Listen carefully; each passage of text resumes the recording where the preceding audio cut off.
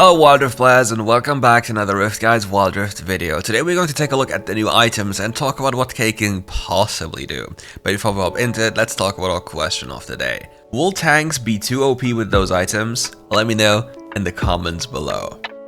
Anyway, let's start with the Amouranth Twinguard. The developers said the following: currently tanks that are able to find a lead in their games don't really have the options in the shop to help them try to make a big impact on the game. Mages are able to pick up items like Rabadon Staff Cap or Void Staff, and marksmen are able to buy Infinity Edge or Lord Dominic's Regards. These items give them opportunity to make big plays or even completely take over a game. Amouranth Twinguard is a capstone item for tanks, similar to Death Cap for mages, what allows them to multiply their effectiveness during combat as long as they can stick out long enough to get the benefits of endurance. The item is 3200 gold and builds from a chain vest and a Negatron cloak plus 1400 gold. This is a very weird build path. And has 55 armor and 55 magic resist, so there's no health involved. And the passive effect is called Endurance.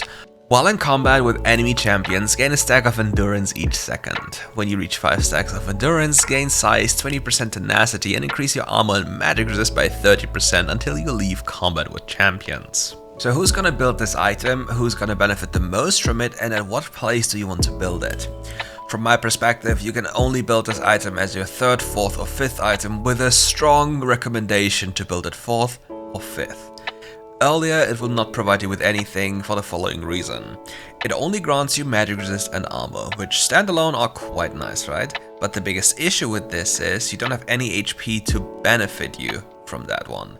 So if you don't have any HP, armor and magic resist are less useful, and just having more HP is more useful. That's why early items with early HP are so powerful and potent and allow you to snowball the game compared to other champions.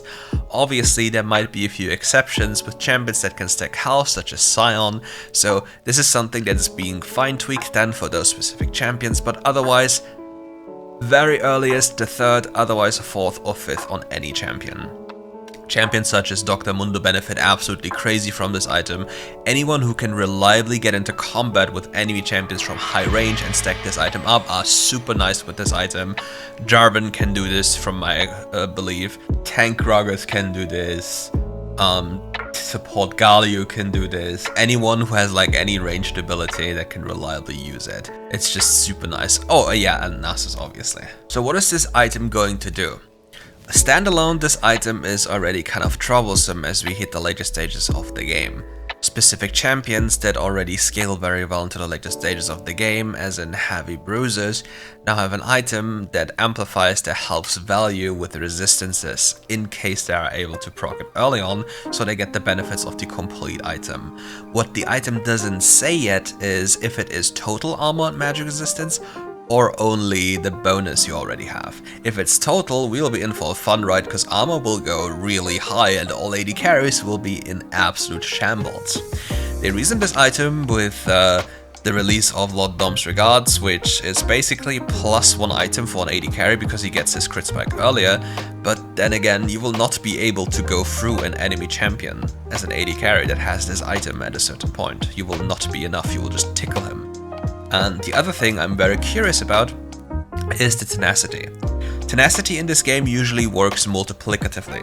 So if you have 20 and get another 30, it won't be 50. But here, it might be a different case. This 20 tenacity might be just additively added onto your mercurial strats, and then you have a lot of bonus tenacity, which means even if you happen to get CC'd, you won't be CC'd for too long, and then you can just run at enemies again. It will be interesting to see the limits of those items. For our next item, we have the Mantel of the 12th hour. Sometimes committing with your team and dying for the cause is the right thing to do as a tank. However, we think there's some room to add tank items that make it a little bit easier to maneuver and escape from tricky low health situations. Mantel of the 12th hour grants a burst of healing, movement speed and slow resistance when your health gets low to give tanks a fighting chance at escaping or running down one more kill. The item is going to be 2,900 gold and is building out of a chain vest and a Negatron cloak and 1,100 gold. The item will have 50 armor and 50 magic resist. For its passive, it's another lifeline passive, so Phantom Dancer, Sterix Gauge, it's all the same. If you would take damage that would reduce your maximum health below 35%, heal for 200 plus 50% of your bonus health over 3 seconds. On top of that, you gain 50% slow resistance and 30 movement speed for 3 seconds on a 90-second cooldown. So I'm quite curious who wants to build this item, because who's going to stack those items and then wants another lifeline item which isn't Starrick's Gauge on a bruiser? And if you talk about tanks, what tank wants this item? There's also anti-healing in the game, and with the item above this already, with more resistances, you don't have any health items, so you dedicate 2 items purely for resistances and no health. Is it realistic? I don't know yet, I'll see about this, but if I see a champion which this item can be utilized on, it would probably be Scion. Scion gets a lot of bonus health from just his passive, and getting even more allows this one to help him out. But on the other hand, you can also go for Starrick's Gauge, so it will be a question of if you need resistances or not.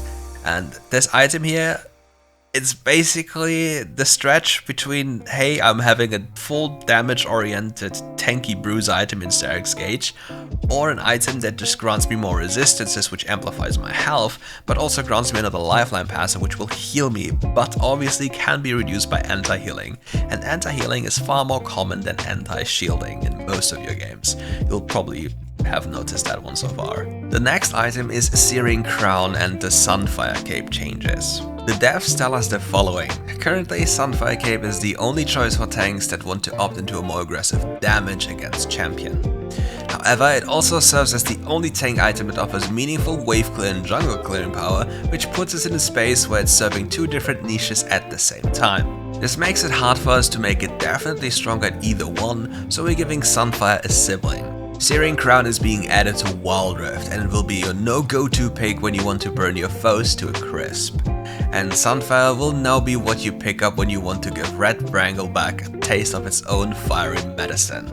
Basically, if you want to kill champions, Searing Crown should be your item of choice, and if you're looking to farm it up, Sunfire Cape should be even better than before. The total cost of the Searing Crown is going to be 2,700 gold, and it builds out of a Balmy Cinder, a Chain Vest, and additional 500 gold.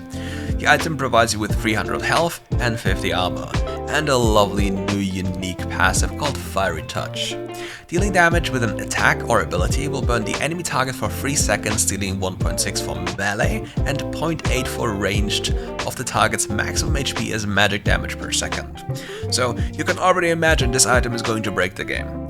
I'll just be straight up honest, these numbers are too high and things will be very troublesome for the get-go. Champions such as Narcissus, in combination with the other item that we mentioned first at the very beginning, the Amouranth Twinguard, will turn this battlefield into a nightmare.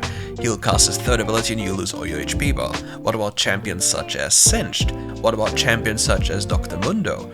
All those champions who have a somewhat reliable way of proccing this item from high range and also synergize really well with the other item above, like the Twinguard, turn into really big problems, but like, how do you manage to kill them?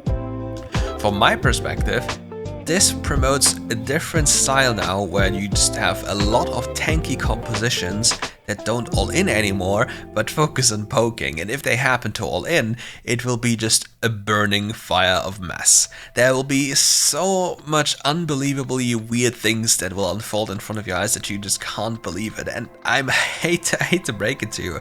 If you're an AD carry, you're in for a very bad time unless you're super fed, because this surely doesn't help any AD carry out. We're releasing so many new armor items, and that scales so heavily into the later stages of the game, where AD carry is supposed to be so broken, and then we'll just end up dealing no damage. I'm very afraid as to what is going to happen with this. And even on your first item, many champions will love this crown item. And if not the first item, then probably the second. For example, the Singed example. Singed on the first item, do you want utility? Okay, Raleig's Crystal Scepter. Do you want more damage? Probably the crown. So you just go this first and the other one second, and if you don't want the other one first, and you go the second one first, and then you'll just always end up with those two items. And once you enter teamfights with a Singed with this item combination, you have now health from 2 items, by the way. You have armor, which you usually don't really have easy access to without handicapping your damage, and then you just run through the entire enemy team, and then your poison applies to the enemy, and then even after the poison ends, the effect will probably linger around for another 3 seconds if it works like this. So if your poison sticks onto a person for 2 seconds, then the item's effect will be for 5 seconds, because the 2 seconds of the poison being actively applied, and then after it's faded, it's another 3 seconds on top. So that is a lot of damage. How can you even think about this item being balanced if there are a lot of bruisers in the game? I'm just curious as to how it turns out, and well, we're in for a wild ride, and we probably didn't sign up for it.